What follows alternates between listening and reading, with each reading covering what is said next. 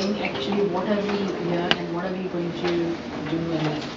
I just know you're a life coach, but I don't know anything much about it. So can you just give me a brief understanding about what I'm hoping that you would get out of this is, once you understand that those three topics that I talked about, which one relates to you, and you mentioned that procrastination relates to you.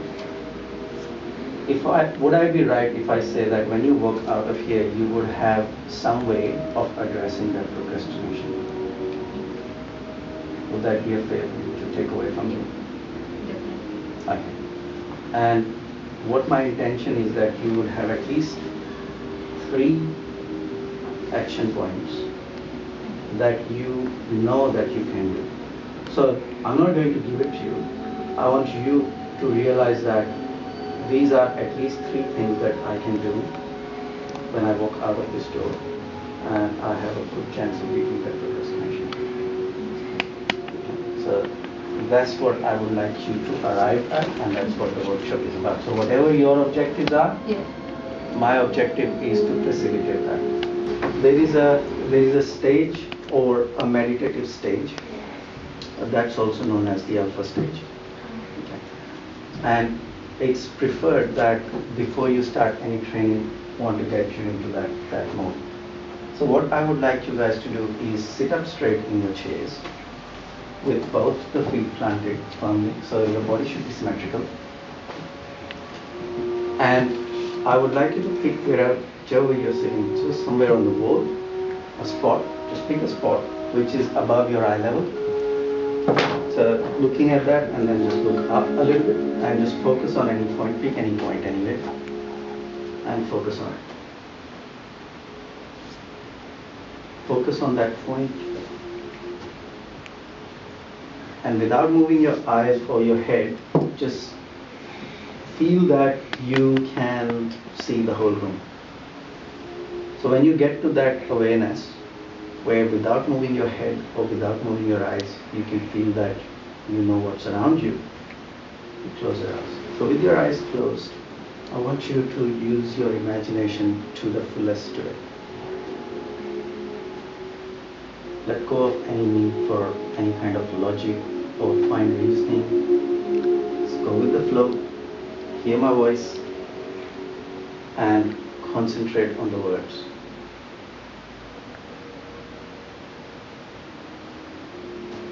A few years ago, I was with the family. I was in Thailand, and we went to a place that's called Tiger Temple. Some of you may have heard about it. It's 200 kilometers north of Bangkok. It's run by monks, and what you can do is you can actually go and touch the tigers. You can be with the tigers, walk with them, and pat them, feed them, whatever you feel like you can do that. So it's a huge enclave, and there's about 20-25 tigers in there, and they're not chained, they're not in a cage, and you're allowed to go and take photos with them. So you can imagine, when we heard about that kind of opportunity, we were filled with excitement, adventure. Now we were standing in the line, and as we were standing in the line and getting close to us getting inside, we were getting to the peak of that excitement.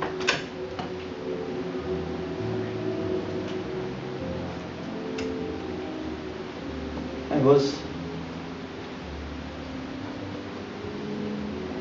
quite exciting. And what we did was, we slowly went in the queue, went ahead, and as we crossed that gate and went inside the enclave, all of a sudden, what we felt was calmness. It was on the contrary. We were at the peak of our excitement and adventure, but as soon as we stepped inside that gate, we were totally relaxed and totally calm. And we were surrounded by at least 25 tigers, and they were full-grown tigers. Some of them actually were the size of a horse. So that was the feeling which I still remember.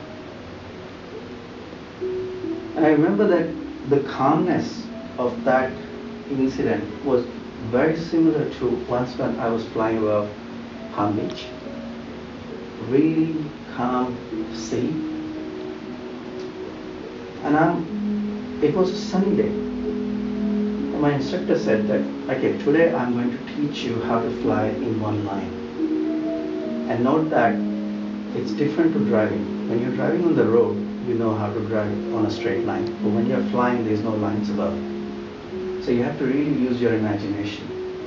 And without using the navigation controls, I'm going to show you how to navigate the plane in a straight line. Is that good? That would be exciting. Now that was something new for me. And I knew that my instructor was an experienced guy. I fully trusted his knowledge, his experience. I knew what he was doing, and I wanted to learn. So I decided that I'll go with that. He asked me to pick a spot in a distance and make a line of sight with that and just keep going towards it. So I did that. And as we are flying towards that object, he noticed that we were actually drifting a little bit to the left. I asked him, why you are drifting towards the left? I asked you to keep going straight. And I said, I am going straight. And then as we approached that object, we realized that object was actually a ship that was moving to the left. So we were actually chasing the moving target, and that's why we were drifting to the left. And he said, look, that's fine, I understand. But the point is that you get the idea that there is, to go in a straight line, you pick an object and you go into it. And we turned around, went towards the land, and then we picked a stationary object. So that helped me to learn a new skill because I fully trusted what my instructor was doing. Now today, I would like to ask you guys that how many of you guys are in the room who would like some more excitement and adventure in their life? Hands up for that. Anyone? Okay, good. Good. That's nice. How many of you are bored? Hands up for that. How many of you would like to know how to beat procrastination? Hands up. Sorry. Thank you. So when you guys are ready, you can come back, join me. Or if you feel like keeping your eyes closed and keep listening to me, that's fine as well. Now, the thing with boredom, so let's address the boredom part. The thing with that is, and this is something that I believe we all know. So I'll get the part out that we all know. So what we all know at this stage is there's two basic human needs that needs to be met at all stages. So that's our survival needs. And they are our need for certainty. We want to be sure. We want to be certain in whatever we do. And that could be because I want to succeed. I want to minimize risk. I want to minimize anything unknown. And it could be many reasons. But we like certainty. We like people who are certain. And that's what we like as well. What happens is that if you value certainty too much, then you go in a mode where you stop trying something new. Because you will always try to do things that have always worked for you, and they bring certainty. And that's when you stop growing. So when you see someone saying, I got 10 years or 15 years of experience in doing something, what they have actually is 1 or 2 years of experience repeated over 10 or 15 years. That's the first 1 or 2 years were when you were at the peak of learning something new. And that's it. Once you knew it, once you knew what works, what doesn't, what to avoid, what to do, you just keep doing that. You just get good at that. And you get bored. But then how to beat that? So that's one end of the spectrum. The other end of the spectrum for this need is we look for variety. We want to do things differently. We want to have some kind of challenge in our lives. And that is the variety that you use to, if you all know this is how to address boredom, why do we still feel bored? Okay? Risks involved. Risk, scared, Scared. Confidence level. Confidence level, yeah. Again, want certainty? Yeah. I think we are not ready for the change. Not ready for change, certainty. Yep. So although we want variety, what we are looking for, we are looking at variety from the eyes of certainty. We still live in certainty, but we want that. We want a lot of that, but we're looking at it from here. Okay. So how to address that? Any stabs at it? Okay. So before we address that, what I would like to do is go through some layers of how this whole thing is structured. So you have a better way of addressing it, because you can't really just get to it and address it. You first need to understand that what this is all made up of. And what this is made up of is, with the two needs, there comes two core fears that are attached to it. And one fear is called that fear of failure, and another fear is fear of success. Fear of failure is, if I try something new, my confidence is low, I might fail. And what does that mean? So failure is not the problem. The problem is, what does it mean? What is the meaning that we are giving to that failure? And the meaning that we are giving to that failure is, maybe the image that I have built so far is what will be tarnished. People might think that I'm not good enough. All this time, I have spent so much time to build this image, and now all of a sudden I'm going to try something new, and there's a big chance I can tarnish that image. And others might think that I'm not good enough, or I might think that I'm not good enough. So am I ready to even take that chance? That's the fear of failure. Fear of success is also a real fear in that sense, where we say that, what if I actually succeed? God forbid, if I actually succeed, then what happens? What does that mean? That means that I might lose my friends. I might not fit in anymore. Because that's the group which I'm connected to. That's the community I go back to. So if I succeed, what does it mean to me? But does it really happen? You don't feel like that? You don't have to have all the fears at the same time. I'm just saying that there are certain people who feel this, there are certain people who feel that. And then there is a third type where people feel that there's too much to do. It's overwhelming. There's just, I know what to do, but there's just too much. I can't handle it. So that's another type that will keep you from trying something new, from going to that variety, where you know that you need that variety, you need some kind of change, but you don't know what to do, how to address that. And that's where we come across words like procrastination. But in my dictionary, the meaning that I give to procrastination is actually a little bit different. What I find is that what we are doing is, we have arrived at a point in our life where we can go this way or that way, and we are not able to decide which way we want to go. What's the right chance to take? So it's more of a hesitation, taking a decision, rather than actually procrastination. Yes. Most of the people who procrastinate are actually thinking quite hard in their head. So from outside it looks like you're sitting on the couch doing nothing, but inside you're very busy. And that's because it's not that you don't know what to do.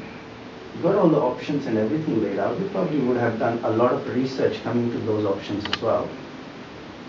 but you just can't take a decision. It's a lack of taking decision. It's not nothing else, nothing more than that. It's just decide.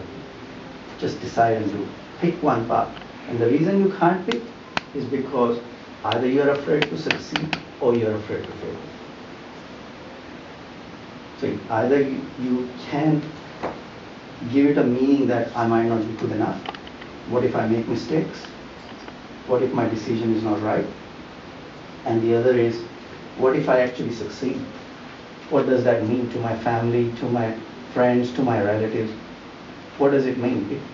The success might scare you to not even go for it. Neither of the both though. Neither of the both. So share with me what is it that... Don't be lazy, that's what I just keep on thinking. Yeah. So where does the laziness come from? Let me think. Yeah, think about it. Yeah, let me think. So It's too comfortable, maybe too comfortable in doing daily life stuff. yeah, so that's what I'm trying to say, that certainty is that comfort zone. Certainty, yeah. Yeah? So you know what you know. Yeah. You know it doesn't work, but you still know that. You don't want to come out of it, whether it works for you or it doesn't work for you. That's a separate topic altogether. What we are saying is that you're afraid to try something new because you're too used to what you know. Are we talking about job over here? No. Could be anything. It could relate to anything. It could relate to your personal, professional life. I would probably think that it would be the same pattern applied everywhere. I wouldn't believe that anyone who does this kind of behavior in one aspect of their life will not do it in another aspect of their life. It crosses over.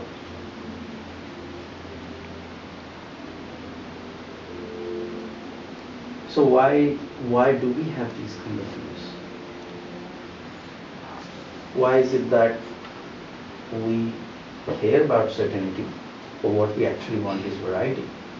So we keep looking at the variety from the eyes of certainty, and we keep analyzing it, that what happens if I do that, is all logic and reasoning that comes around that it may not work, or it could be something that I have not done before, so am I good enough to try that? Have I got the skills? Have I got the qualification? Or whatever the case is. So those things prevent us from going for that variety. Where are those things coming from? Where have you picked up those fears from? Any guesses? Life experiences. Life experiences. Yeah. Anyone else? From peers. From peers, yes. Good. So this brings us to a topic which I call our belief system. So that comes down to what we believe in. And belief is nothing but a possibility builder. I'm sorry. It is just a convenient assumption. And what I mean by that is, what you believe in can be challenged by anyone. What I believe in can be challenged by anyone as well. So it's not important what we believe, or it's not important to find whether what I believe in is right or wrong. What is important is you find that whether that belief serves you. Is that the right belief to believe in? How would you know that though? If someone We'll come to that, challenges- yes. Good question. After I'll come to that. That's the next story. So, yes, I'll come to that. How do you get that? So, first I want to clear that, because I want to address this layer by layer. Say that where we're coming from is that what we want and what's stopping us. So we want variety. What's stopping us are our fears.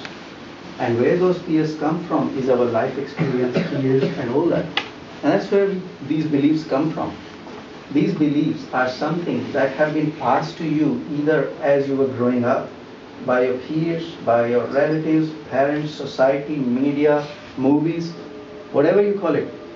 That's what you have been absorbing. You've seen this works or that works, or someone failed at doing something and you make a meaning out of that and you adopted that. And that's how it is. Okay.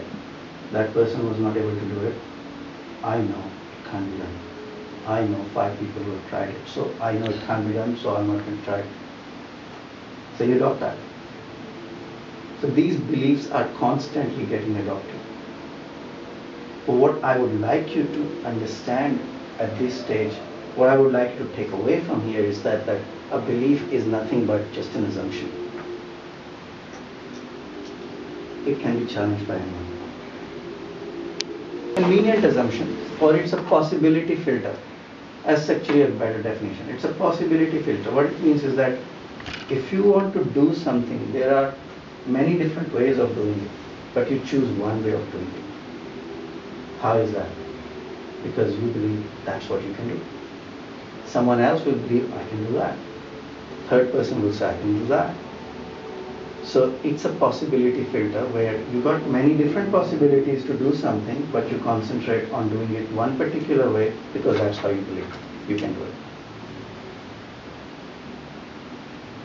So if it's a possibility filter, that means you can adopt different possibility filters. And coming to your question, where do beliefs come from? Beliefs come from our values. What do we value most? And we value different things in different ways, in different aspects of our lives. Personal life, professional life, relationships, money, society, contribution. We value different things.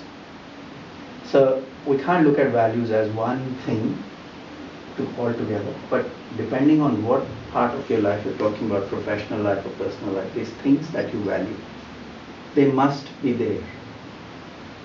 So, for example, you value closeness with your family. So that's of most importance to you. So everyone should be close. Or you must have your dinner on the table with everyone every night, so everyone should be there. And that's the kind of value you are after. To fulfill that value, you will start to adopt certain beliefs. You will start to make certain rules. Say we should do this, we should do that. I believe everyone should be home by this time because we want to have a good dinner together as a family, or things like that. Okay? So your values give birth to your beliefs, to those rules that you make in your life, to say what's possible and what's not possible. So ultimately, to have certainty or to have balance between certainty and variety in your life, what you will be looking at is your values, because they fold up. Your values are what you need to look at. They will give birth to your beliefs. Your beliefs will give you confidence of how to address your fears. And as you address your fears, you start to have more balance in your life in terms of certainty and variety. So that's the structure which I wanted you to understand, or the layers that how they work together. And values are something that don't attach with a material thing. Values are always emotional in nature. They cannot be material in nature, because that's not sustainable. Even if you say that I value a nice car or a big house, if you peel through the layers, you will actually find that why do you value that? Because of some kind of emotional attachment with that. So it's not the car or not the house that you actually value, it's what it brings to you that you value. And it could be something like, if I have a big car or a big house, then I can show off. I value showing off. So that's why I want it. That's fine.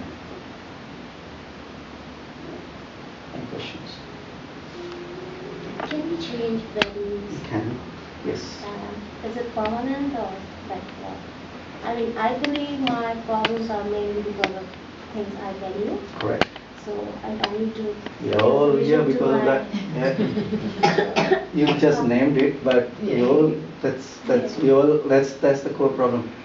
Values are something that changes even unconsciously when you don't even know if you that. don't want to like change it. I mean, I know I have tried changing it, but deep within my mind, I don't want to change it. Yeah. I'm just going to do something which I really do want to do.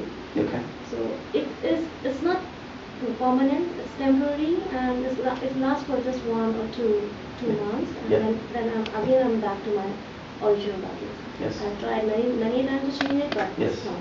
Yes. So Yes. this is actually a problem. Yes. That's because you don't just change values, you have to adopt different belief system as well. Yeah. You have to start believing in something else. You can't keep believing in same things but have different values. It doesn't work that way. It's not that way. Your values define what beliefs to pick, not the other way around. You only believe in things that you value.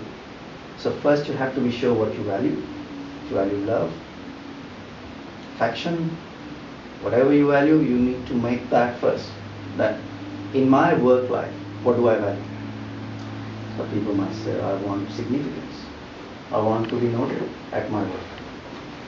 So that's what I value, that everyone should appreciate my work. And those kind of things. So you need to come up with those words first and say, what is it that you value? Why do you go to work? What does it bring you? You get money and all that, yes, but nobody goes to work just for money. How long can you keep doing a work just for money? If it's not satisfactory, and that's what people say, right? We use the word that I'm not satisfied at work. Why are you not satisfied? Because you are not living in congruence with your values. You value unconsciously something which you haven't told your conscious mind. That's what I value. That's what we are trying to do here. We are bringing all that from your unconscious mind to your conscious mind.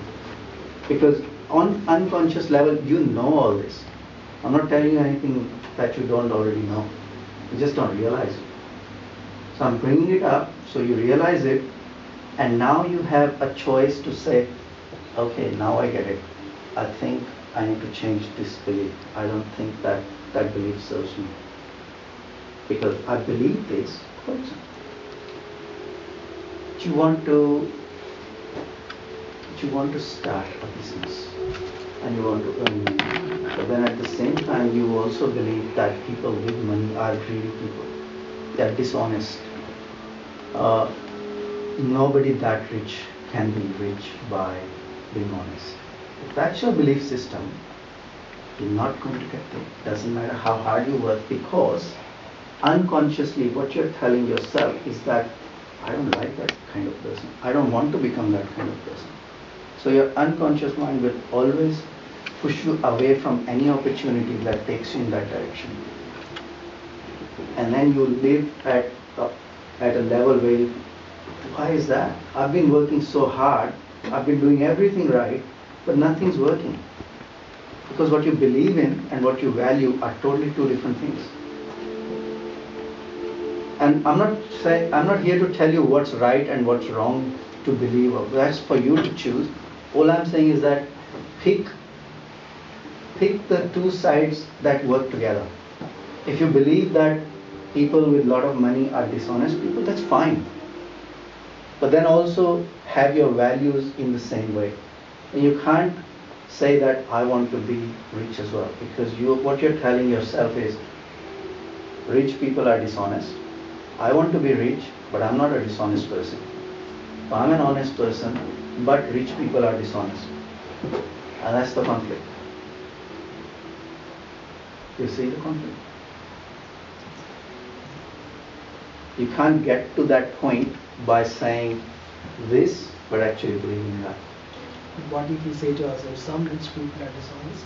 Is there a problem with Right. that value system? No, that's why I'm saying that choose your belief system consciously. Choose the words carefully. The words matter. Yeah. So we're not saying that all of them are. We're saying some of them might be.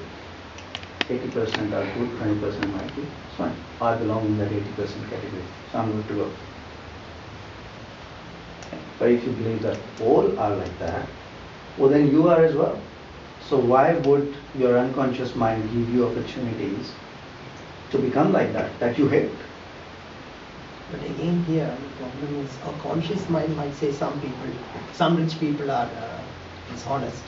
But our unconscious mind might be saying all rich people are dishonest, for example. That's the belief system which you have adopted unknowingly.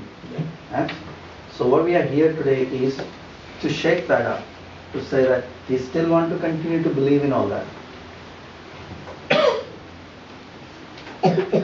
So that's something which you adopted. Maybe upbringing, peers, society, education system, whatever, gave you that idea. Yeah, but since it's unconscious, people don't realize it. Exactly. So how will anybody come to realize it? By having these kind of sessions. Yeah. That's exactly what my job is, to bring that up. So as I said that you know all these things, I'm only bringing it up. So now what you can do is you can analyze it and say, do you still want to continue doing all this? Or do you want to change it? Because you can change it very easily. Just say something else.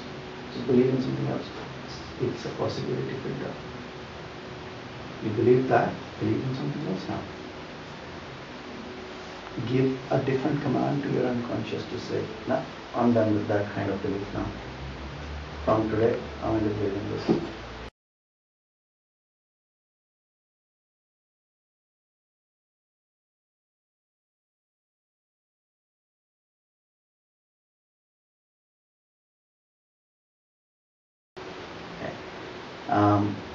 Albert Einstein was the only person who has been known to use most of his brain because his brain was very heavy. So physically the brain gets heavy because it's got more neural connections as you use it more. So his brain was recorded as the heaviest brain, and even he used less than 10% of his overall brain capacity. So 10% is what your conscious brain is. Unconscious brain is 90%. That defines that actually you think you're taking decisions. You are on autopilot. You are a result of the beliefs and the values that you have absorbed coming to this point in your life now. That 90% is driving you. What you don't know is how to change it. Because you don't know that you can change it. By understanding that this is how your brain functions, it's very simple, actually. If you don't tell your brain what to think, it will think something by itself. That's the rule. It will come up with something by itself. It needs to keep busy. If you are not telling it how to think, it doesn't know how to think. It will just absorb your habits and make them as your default behavior. Very simple example of this that you would have seen all the time is people who take up smoking. Okay. Anyone who starts smoking spends a lot of time and energy initially to actually start smoking. It's very hard to actually start smoking. But you push. Because you probably peer pressure or whatever, you want to show off. So you start smoking. And as you start smoking, as you keep doing that again and again, you are sending a signal back to your unconscious mind, I want to do this. So what happens is that if you repeat something enough, your unconscious mind will get the message saying, I understand you want to do this. From now on, I'll automatically do that for you. I'll remind you when it's time to smoke. People just go in autopilot. Happens to you if you were driving the car, learned how to drive initially pretty hard. Later on, You can get from your home to here without even realizing you were checking all the mirrors and everything. Just autopilot, because you're sending the message to your unconscious, I want to do this. It'll say, I'll take care of that. So it frees your conscious mind from keep analyzing or focus on something else.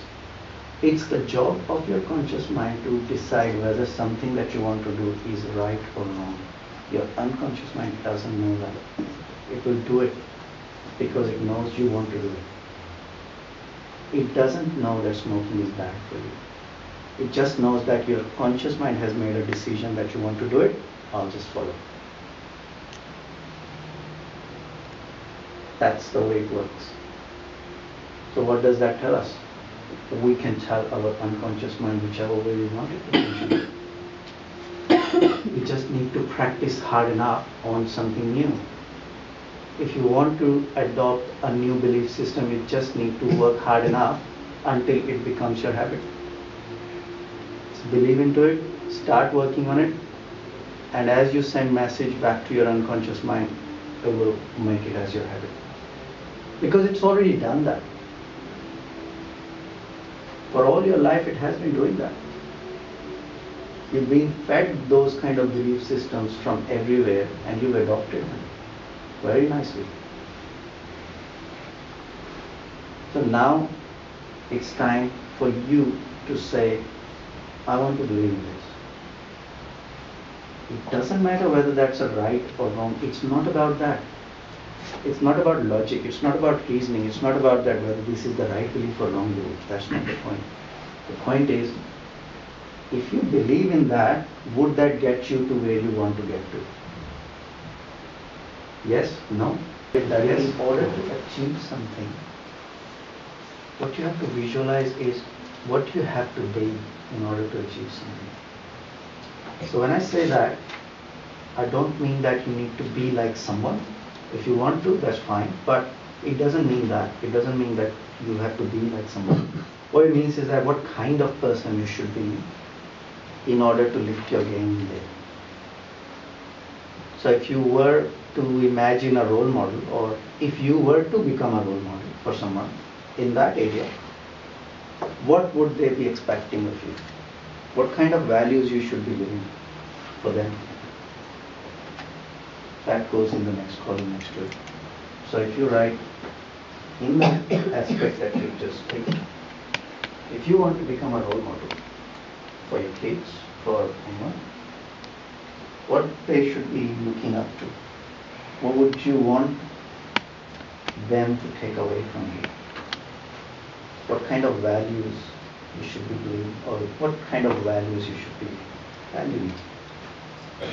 Think of someone, think of a role model, think of someone you've been impressed with, think of their good qualities, think of what have they got, what made them get to that point. Is there anyone that comes to your mind, maybe a peer, maybe your parents, or maybe a relative or friend, or even a stranger, just a known figure? Who are you impressed with? And why are you impressed with them? So what is the quality that they have that you're impressed with? That's the quality you need to have. Now you want to take an example with someone? To explain, do you want to say one of your values? Yeah, money. Money, okay. So, what do you believe in terms of money? Right now, what's your belief is about money? What do you believe? What's money? That's what you do with money. But what do you believe? What do you believe? What is money? Money is just a material. It's just like just a thing, or is it more than that, or what is it? It just comes and goes kind of thing. Is that how you do it? How you define money? Comes and goes. Okay, so right, that comes off mortgage. Classic example. I'll take that one, right? If you don't mind. Yeah. Nice. Yeah, it's a common. It's a pretty much common. Now, I'm trying to bring the Very classic. the Yep. conflict. Yep. Okay. His current value is money. His belief is comes and goes. What he values is pay off mortgage. If he thinks money comes and goes, how is he going to stick to savings? How are you going to pay off your mortgage? Do you see that? Your current belief is money comes and goes. I'm relaxed. So you haven't got a structure around it. You haven't got a discipline around it. But what you value is that. What you're valuing is, I want to pay my mortgage off, because you know that is getting affected because of your current belief.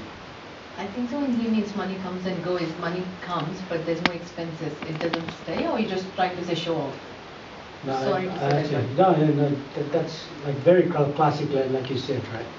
Money comes in my bank account, mortgage, we take the money back, the money to their account. You gotta go and do shopping, I mean, that's how you are. What I'm trying to say here is that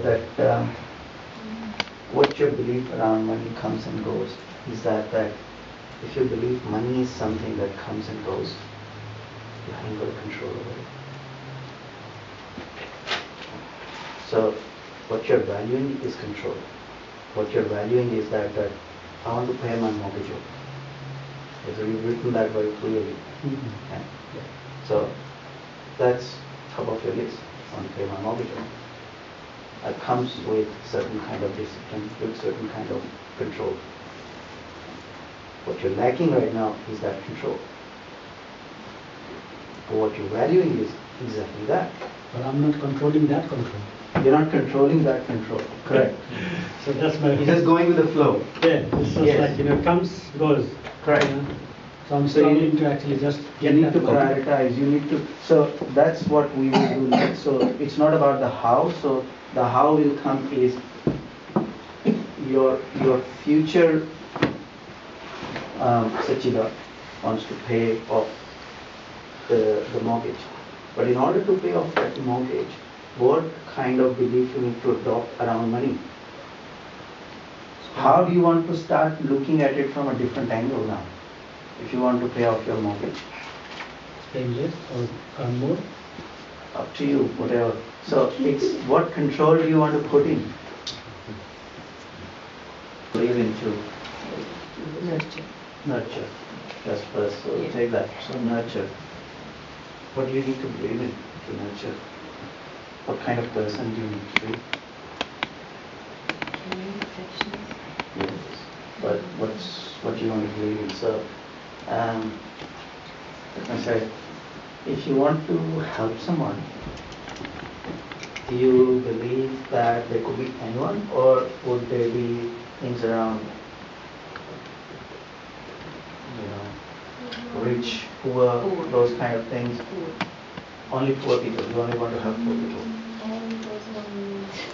Yeah, sort of. If someone is even looking for a job, maybe. Yeah. People who are in need. So you want to help anyone. Yeah. So it doesn't matter what they are. It doesn't matter their background. Doesn't matter who they are. You can decide good or bad. Yeah. I don't like people who take advantage of you. Like, Okay. I don't want to help them. Okay. Okay. Well, how do you know that?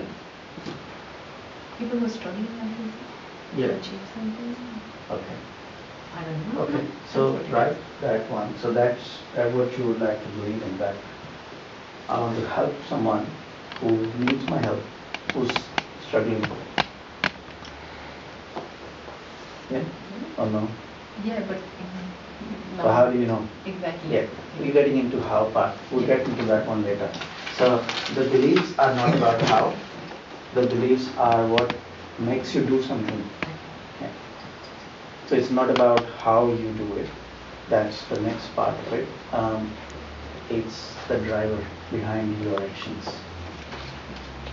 That's the how part, next page.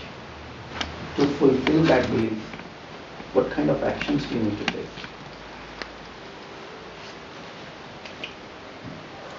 Show me behind. That's the thing, yeah, we don't know what to do. So take an example. So pick one belief from your last page.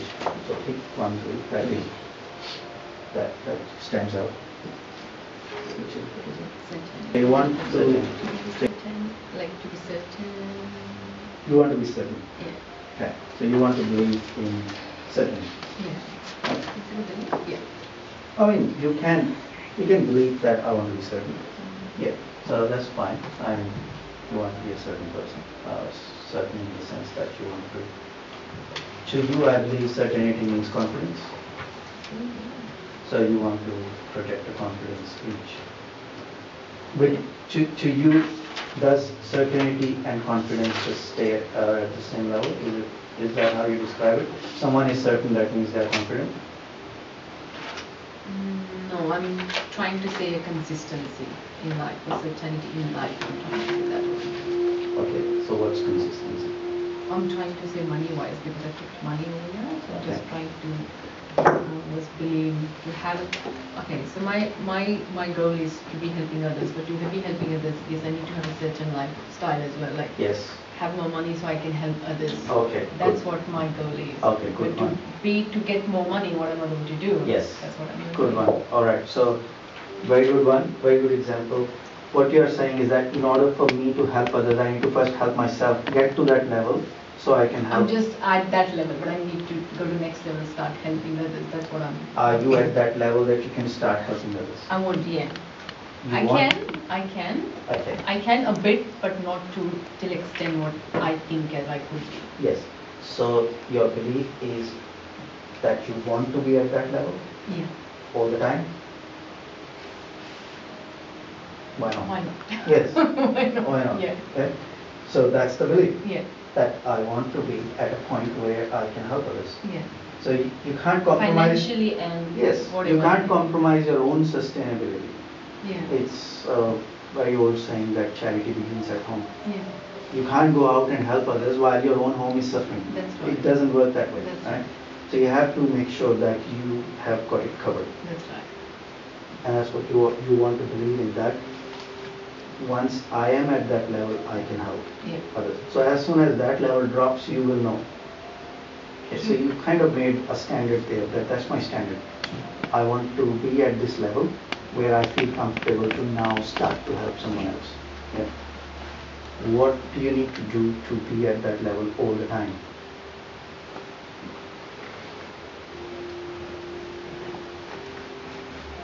I need to be independent to be making. So right. Okay, so that's good. What else? What do you mean? No, I'm not saying say. I'm saying just write Oh, okay, at least good. few more points. Okay, that's So fine. don't stop at one. No, okay. Of the camera just and sitting quietly. And I also gave you one extra column in there, just in case if you feel more bold enough to put a date.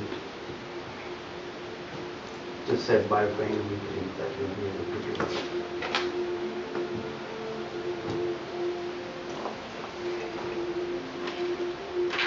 Doesn't matter, it doesn't have to be, again, don't think from logical point of view.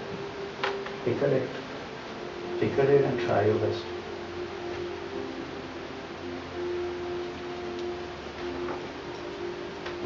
Because if you don't have a time around an action, it's not really an action. It's just a desire.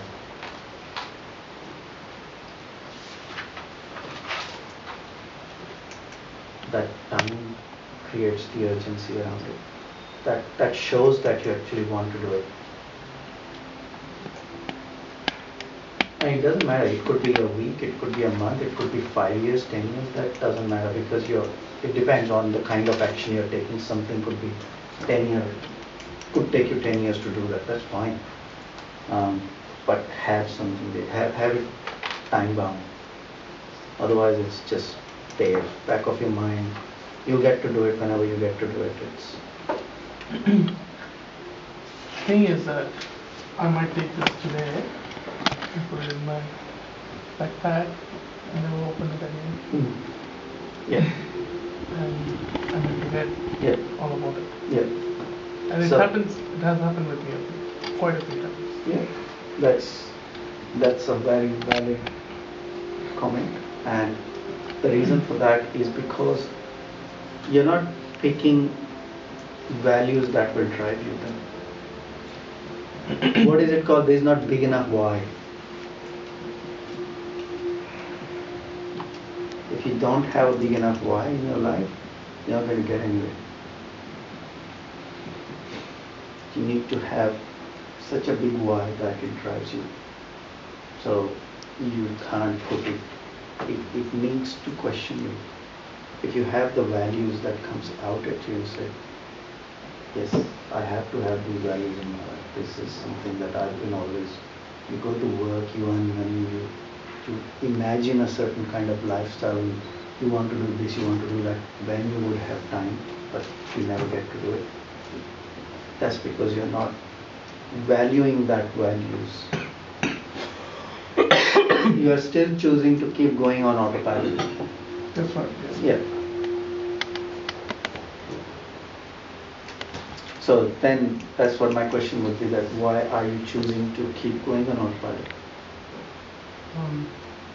Well, asking that why question is not that urgent for you. Sometimes like situations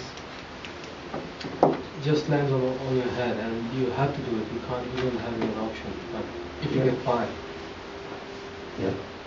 and then you just realize, okay, now what's next? What I'm good at? What I want to do? Yeah. Yeah. So the options that you're talking about will come from your belief system. So what you think that's the only option is because that's what you're doing. That's how you have seen your world. If you pick a different belief system, you have different set of options to look at in that situation.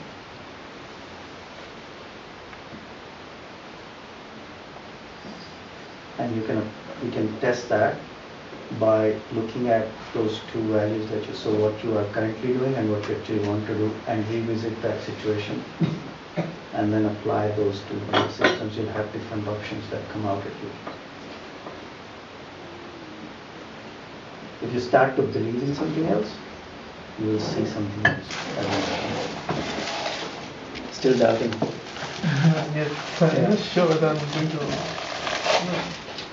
Just say procrastinator, and that's what she mentioned earlier. Yeah. Have these dates, you say, okay, I'll do this by this date. Yeah. So in that scenario, my question would be, what do you value about procrastination? What do you get out of it? Because it's something that you enjoy about it. Comfort. What do you enjoy about procrastinating? It's comfort, but at the end of the day, I feel that there is a feeling that you underconfidence, like you don't feel confident enough. Yeah. So you don't want to be proven that you're not good enough. Yeah. Yeah. That's fine. It's fine. That's a very common fear.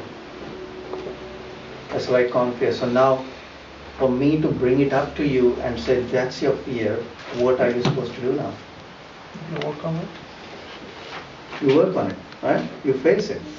I've just shown you what your fear is. That you feel that you might not be good enough.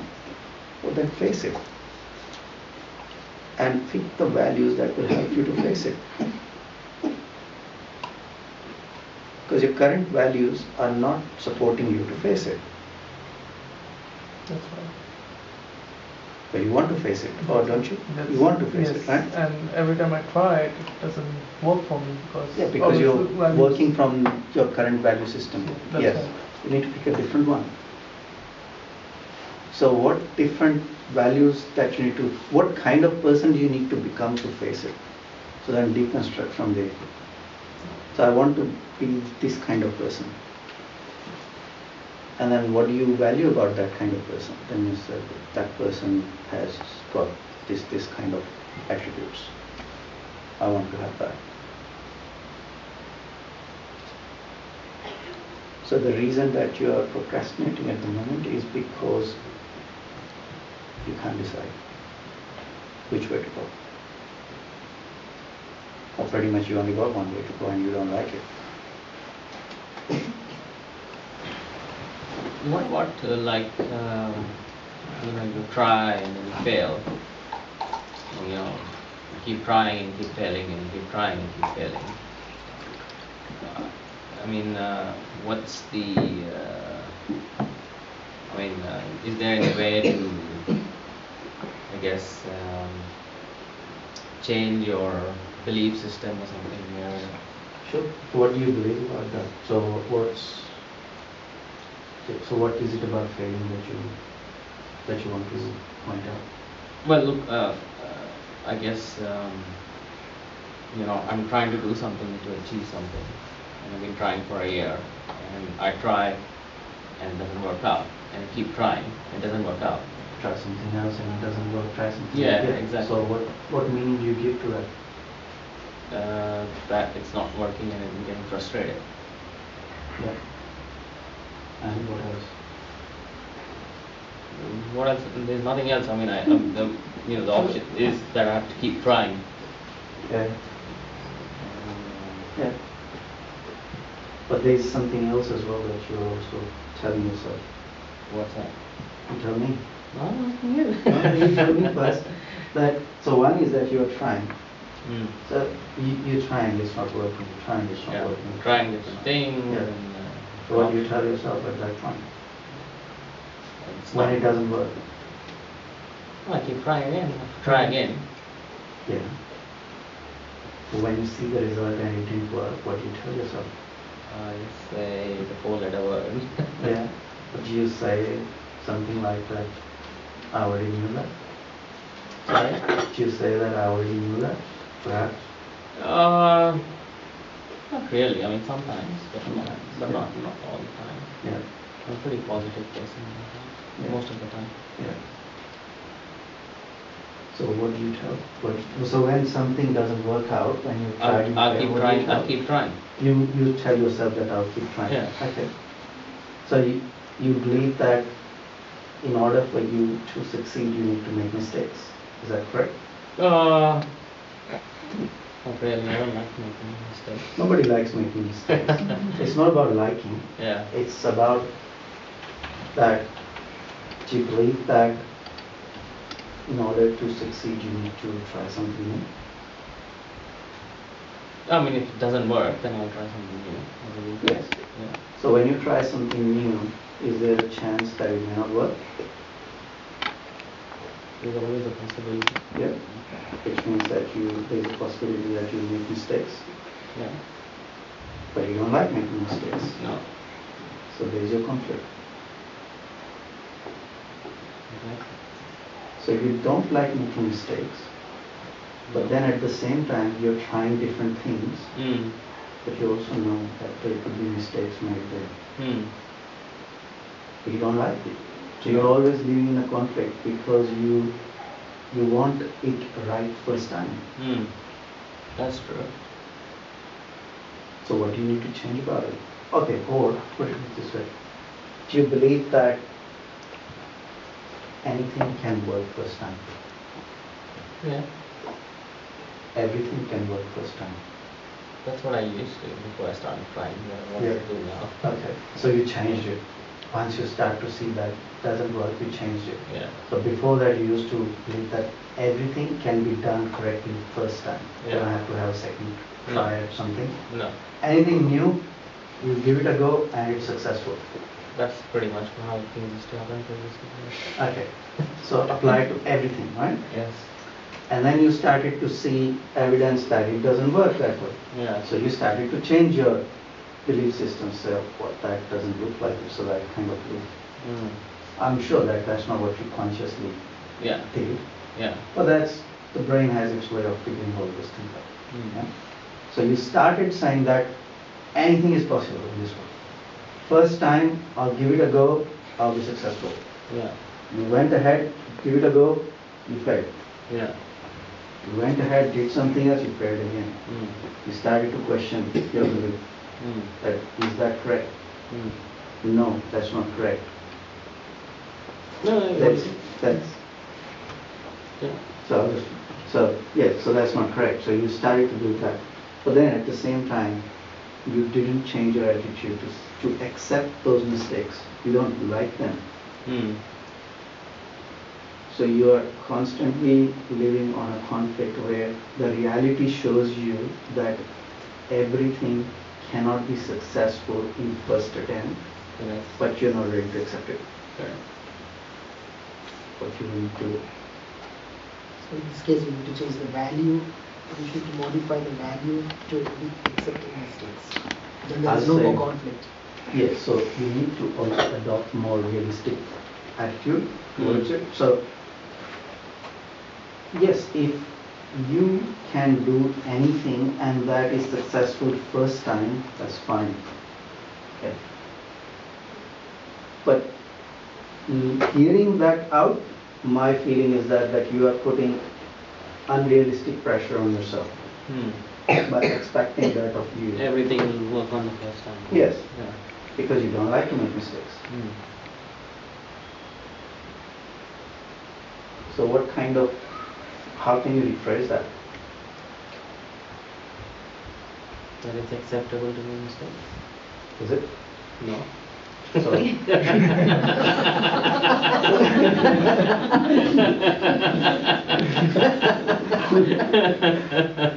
so try again. So there you go. So you didn't even do that correctly first time.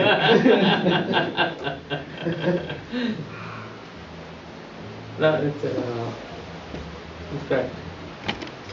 So I'll give it another try now. So what do you need to, how do you need to rephrase that? It's okay to make mistakes. You will learn from it. Is it? Yes. Why is it okay to make mistakes and learn from it? Because then the next time will be better And and be successful. so you believe that's possible? Yeah.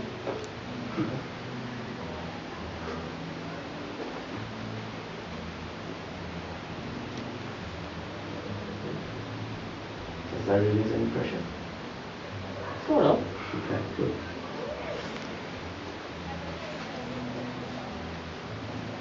You have any question? That's more or less like an individual perception. How do you? It's everything that you guys are doing is all, that's Yes, yours, that's hers, that's hers, yeah. Yeah.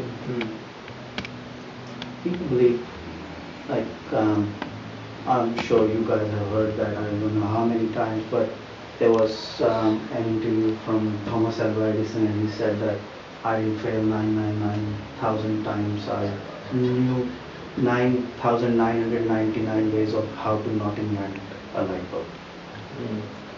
So never looked at it as a failure. So depends how you reframe it. It's just all in languaging. It's all how you send message back to yourself. So that's the message he sent to himself. That's not a failure. That's another way of not how to invent a light bulb or do something else. So he's doing that, but his attitude is, I don't like making mistakes. So although he's got that I need to keep trying different things, so he's halfway there, but his commitment is not there in that try.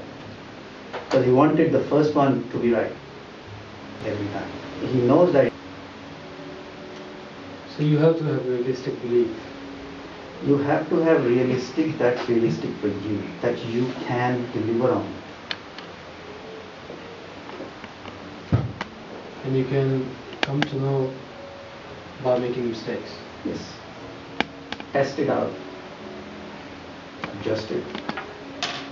So like she mentioned, I want to help someone who's struggling or who needs my help and I'm struggling, but I could feel in her voice that she wasn't sure about the word struggling, because then she probably started to question that what if someone actually poses as being struggling. Yeah?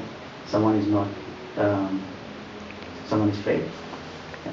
They take advantage. They come to her as if they are struggling, but they're not. So she doesn't want to be taken advantage of either. So as she's saying, she's analyzing as well. Am I saying the right thing? So that is what you test out. But you don't start to analyze something as you adopt a belief. You just adopt it.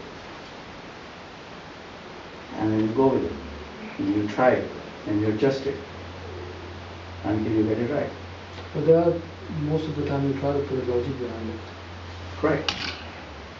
And that's, the logic always comes from your experiences, which means you are again looking at variety from a certainty point of view. You cannot apply logic based on something that you have never experienced. So it's going back It's to not logic. possible for you to think from something that you've never experienced or you don't even know exists. Your logic always comes from what you've already experienced. But you want to experience something new. What you're bringing is your old habits, your old experiences by applying that logic, pulling yourself back. Then you need to have to let go of that. The rule that I call it, which could scare pretty much all of you here, is what we call it is that you say yes first and you figure out how later.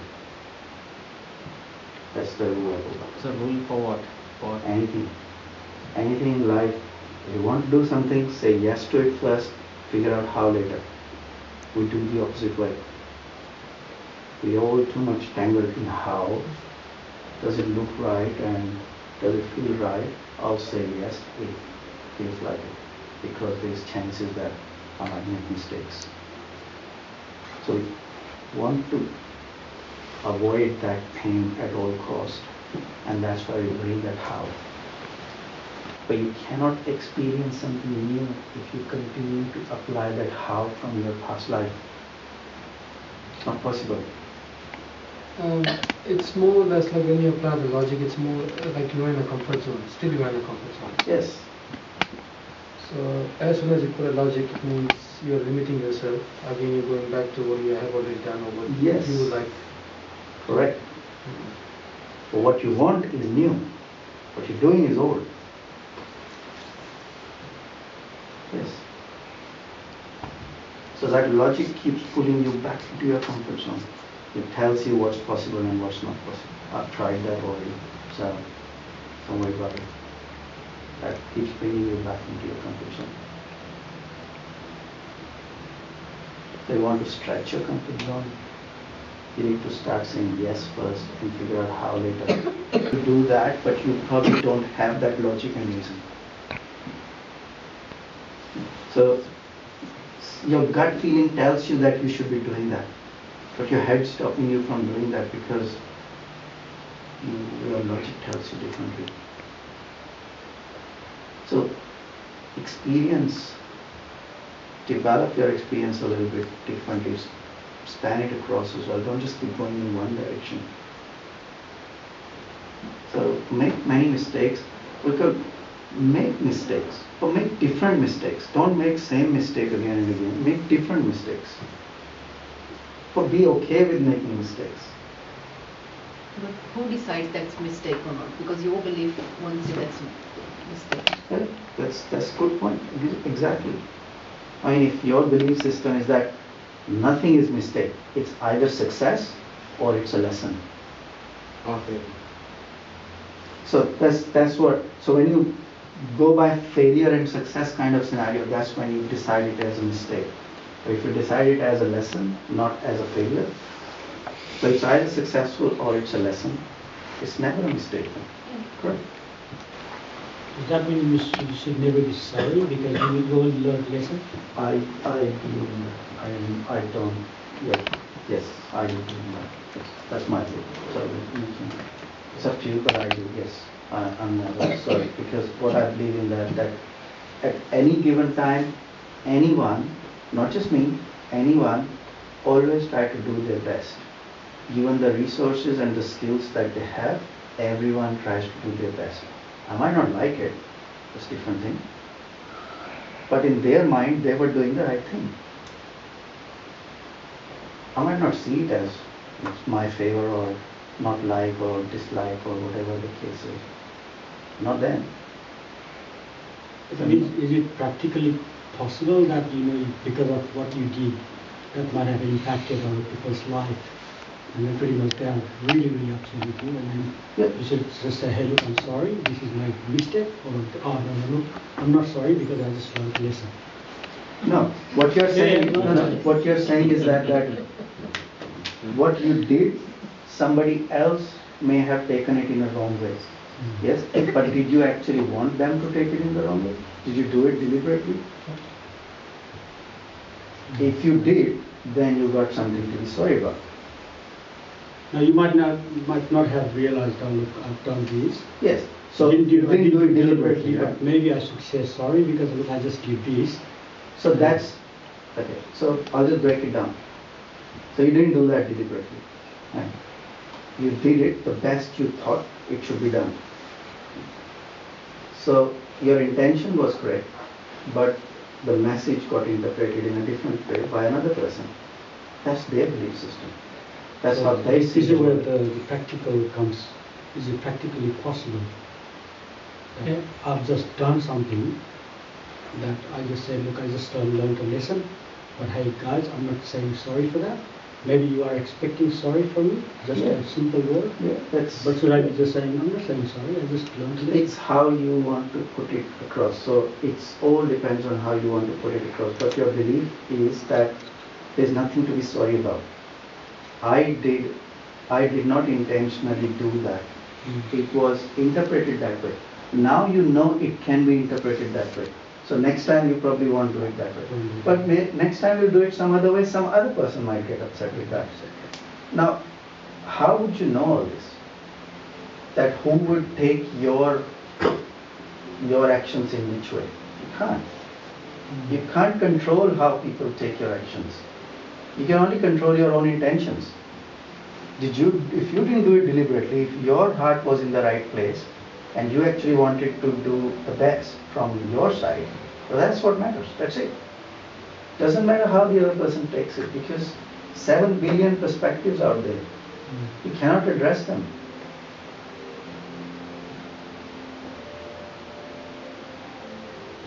So that's my take on that. Talking about the responsive mind and unresponsive mind,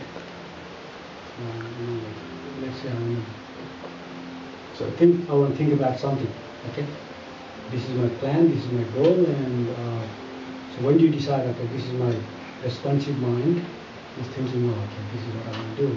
Yeah. And when do you say, okay, maybe this is my unresponsive mind. Yeah, you will this. start to notice that Which now. is pretty much like You will start can't to decide. notice that now. Yeah, you will start to notice your conflicts now. Mm. Whenever you feel a conflict, that's what tells you that consciously now you are thinking about it. Now you are super aware because you heard all this. So consciously you'll be aware of that. But still, you got all your life experiences. They will not really go away. They come up, but you will be aware of that. That there will be conflict. You'll feel that it's not correct. You will be aware of that now. You won't be on that kind of autopilot anymore. It's not correct, or it is correct. You will start to question that. You will start to question that, am I going in the right direction? Like, is this really, I know I want to do this, but I'm also feeling that I shouldn't because I believe this, but is that correct? You will start to question that. And it's good thing to start to question that, because that's when you will start to change them. That will tell you whether you are supporting, is your belief supporting or not. So be aware of those conflicts that come up. That's actually a very good thing. That shows that your brain is working at that level. Otherwise, what happens if you would not know? You just do it without thinking about it. You just do it because that's what you've been doing. There's no one telling you that. Or just hang on. You need to want to think about it, compare it. And you might decide to continue to do that. That's fine as well. It's not that everything you believe is now going into the rubbish bin.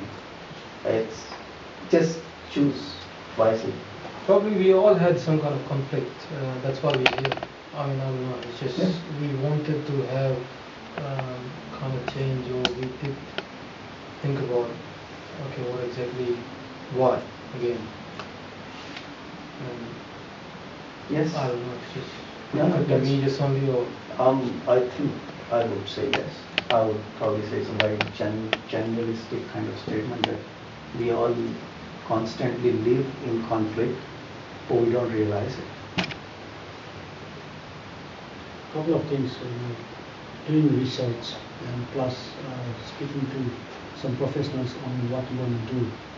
Pretty much, let's say, I was talking about the mortgage, and maybe speak to a financial planner. How does that bring to your own way of thinking? Pretty much, you just speak to someone, and look, you just said that, I just did that. I don't want to think. Exactly. That's So how does this bring to this sort of scenario? Like you make your own goal and you believe in what you do. Yes, that's right. Because you all are adult enough to understand what's right and what's not right for you. Like what do you want in life? So I'm talking about like just your knowledge, the depth knowledge on that sort of scenarios. Like let's say I want to establish a company. I may not know about the legal the process of doing that, and I may not know about the calculations Okay. of what. So, all right, good point. So what you're saying is that there are things that you know and there are things that you don't know. Exactly. But you still know that what you don't know. So you can still make a list of what you don't know, right? So once you make a list of what you don't know, you can start addressing that then. But you first need to come up with that list of what's required. So you pick the goal. You want this, you pick some action items to say, in order for me to achieve this goal, I need to do these things. Okay. Take the how part away. Don't think from how, because you will not get anywhere if you start to think how. Just think, that's my goal for me. So my goal is to pay off my house in 5 years. Okay, that's good. Don't worry about how, because that will scare you. Okay, that's what keeps you in that procrastination mode, because you worry about how. It's not possible. I can't see a way of how I do it. So don't worry about that. Pick a goal. Put a time frame. Now list down the actions that you need to do. What is it that you need to do in order to pay your house off? Break it down. Break it down into maybe yearly kind of yearly goals, to say first year I want to pay off this much, second year I want to pay off this much. So break it down. As you break it down, you will start to notice what you have and what you don't have. So list down everything. List down what you need and what you bring to the table and what you need to be brought to the table. And once you realize that, then you will start to find helpful and you know it's required for you to do that. You just go and do it. That's basically it. That's as simple as that. Is what's important, what needs to be done, what do you need for it.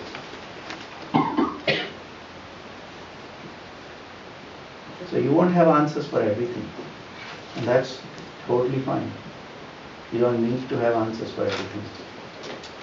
Just like another one that I liked about is that you all use TV at home, right? So you know how to use TV. How many of you actually know how the TV works internally? Do you really need to know how the TV works in order to use it? But you do that all the time. So why get stuck into how so much?